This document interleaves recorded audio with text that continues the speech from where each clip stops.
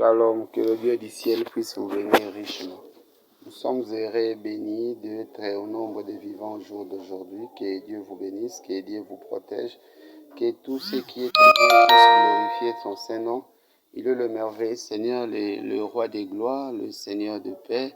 Qu'il te bénisse, qu'il me bénisse, qu'il nous soutienne, que chacun de nous soit conscient que Dieu attend de nous beaucoup. La Bible dit dans Matthieu 5, 37, que votre oui soit oui, que votre non soit non. Nous sommes dans le devoir de persévérer dans notre confession, de ne pas être ce que les autres disent, mais nous voulons être ce que Dieu a dit. Un jour, dans nos expériences chrétiennes, nous avons essayé de témoigner, mourir pour le monde et vivre pour Dieu.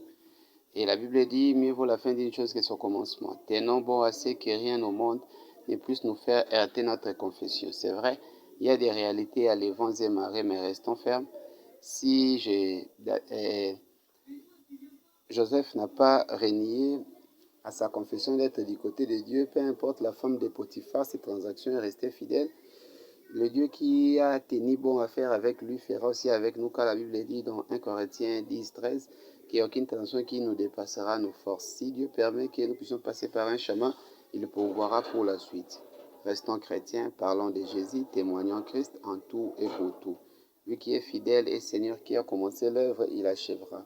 Que rien au monde nous fasse heurter, car il y a une promesse glorieuse qui nous attend.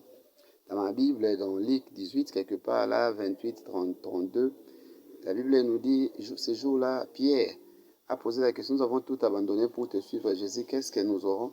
Jésus les a dit, vous aurez le centuple et la vie éternelle. Celui qui a fait la promesse est fidèle, il tient bon, il ne renie jamais. Même quand Pierre était faible, quand il est revenu à lui, il ne lui a pas jeté dehors. Jésus nous pose une question bien. Est-ce que trouverai-je la foi à mon retour? Sachez que la foi devient difficile, l'amour s'est refroidi, les choses sont compliquées, mais Dieu ne manque pas de témoins. S'il a gardé Pierre, il nous gardera. S'il a récupéré Paul, il nous récupérera. Soyons certains de Dieu, tenons, vivons pour Dieu.